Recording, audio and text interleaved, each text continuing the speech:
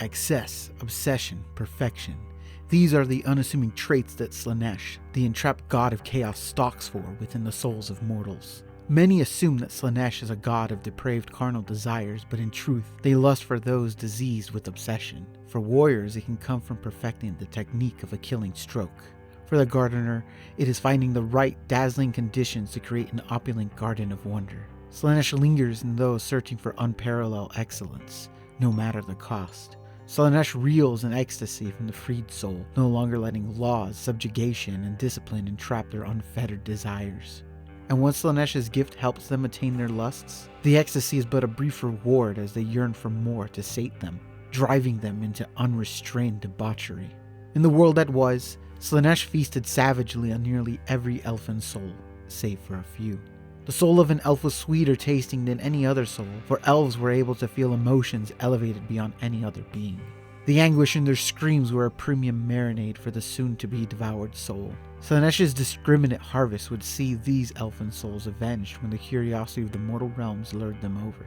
Now caged in Ulhish, a subrealm of light and shadow, the gluttonous Slaanesh shrieks across the cosmos to their followers, the androgynous god imprisoned by the vengeful elfin gods. Paradoxes of light and shadow weaved together dig into the flesh of this sinister being, anchoring them in place so that these gods may scavenge through the slurry of elfin souls digesting within Slaanesh's gut. The excrement of this chaos god being used to form the souls of Idenith, Deepkin, and Lumineth. The great game continues on, and the followers of Slaanesh find the voice of their god as distant whispers, though they hold faith their god has not abandoned them. A fraction of Slaanesh's influence brought cults and demons tearing into reality during the Age of Chaos, a time absent of their presence. But Slaanesh waited. The time to exploit the Elven Pantheon's obsession would soon come, and it did. When Morathi, scorned and mistrusted by Teclis and her own son, dared to ascend to godhood, with the reagents needed, she ventured back into the stomach of Slaanesh, a prison she escaped from long ago, though disfigured from the harrowing journey. This time she would take the souls of ancient elfin kings to empower her apotheosis.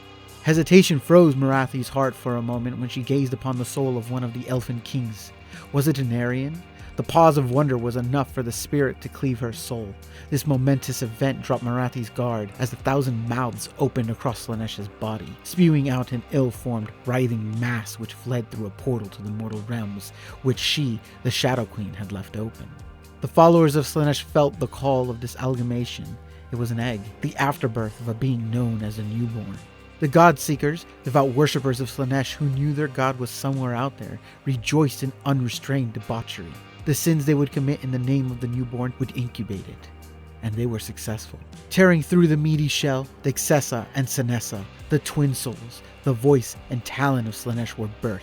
They are but a glimpse of their parents' power given form. Now they rampage through the mortal realms, uniting, growing, and celebrating the unclouded, decadent influence of their soon-to-be freed creator.